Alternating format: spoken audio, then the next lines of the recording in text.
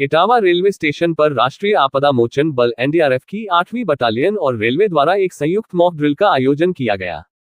इस आयोजन का उद्देश्य आपातकालीन स्थितियों में रेलवे, एनडीआरएफ और जिला प्रशासन के बीच समन्वय स्थापित करना था, ताकि त्वरित कार्रवाई करते हुए जनहानि को न्यूनतम किया जा सके।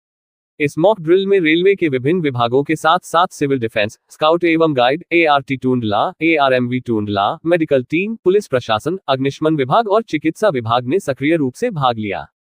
इस अभ्यास के दौरान कानपुर टूंडला एक्सप्रेस, जिसका गाड़ी संख्या 0305B थी, के पटरी से उतरने और कोच संख्या S1 में आग लगने की आपातकालीन स्थिति को प्रदर्शित किया गया।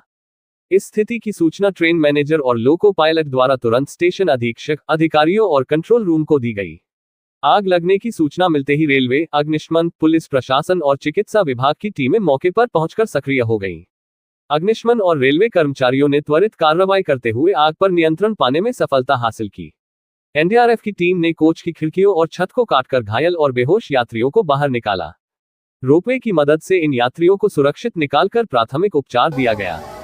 गंभीर रूप से घायल यात्रियों को एम्बुलेंस के माध्यम से नजदीकी अस्पताल भेजा गया। संयुक्त मॉक ड्रिल में टिकट निरीक्षकों, ट्रेन मैनेजर, लोको पायलट, सहायक loco pilot, coach attendant, SBE mechanic, station staff और अन्य रेल कर्मचारियों की त्वरित प्रतिक्रिया का परीक्षण किया गया। इस दौरान सभी विभागों ने बेहतर समन्वय का प्रदर्शन किया। एनडीआरएफ की टीम ने अपने कार्यों को अत्यधिक कुशलता और दक्षता के साथ अंजाम दिया। एनडीआरएफ गाजियाबाद की टीम का नेतृत्व सहायक कमांडेंट अनिल कुमार ने किया। टीम में कुल 31 कर्मियों ने हिस्सा लिया, जो आपातकालीन स्थितियों का सामना करने के लिए प्रशिक्षित और सक्षम थे। इन कर्मियों ने कोच में चिन्हित आपातकालीन स्थानों को काटकर प्रवेश किया और आवश्यक कार्रवाई की।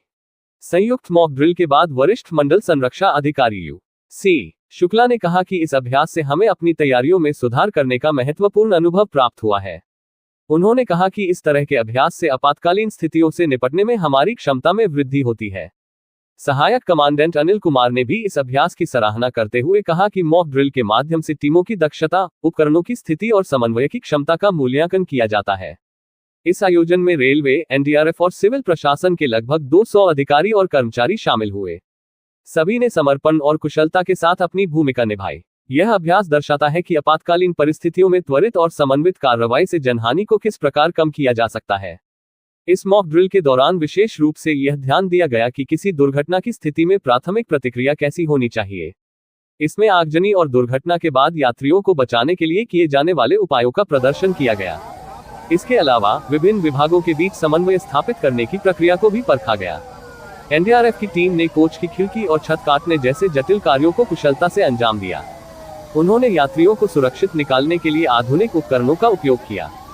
प्राथमिक चिकित्सा टीम ने तुरंत घायल यात्रियों को चिकित्सा सहायता प्रदान की, जबकि गंभीर रूप से घायल यात्रियों को अस्पताल भेजा गया। इस अभ्यास में रेलवे और जिला प्रशासन की भूमिका भी सराहनीय रही। दोनों टीमों ने आपातकालीन स्थितियों में एकजुट होकर कार्य किया। ट्रेन मैनेजर, लोको पायलट और अन्य रेल कर्मचारियों ने अपनी जिम्मेदारियों को तत्परता से निभाया। इस आयोजन का एक अन्य महत्वपूर्ण पहलू था उपकरणों की दक्षता की जांच।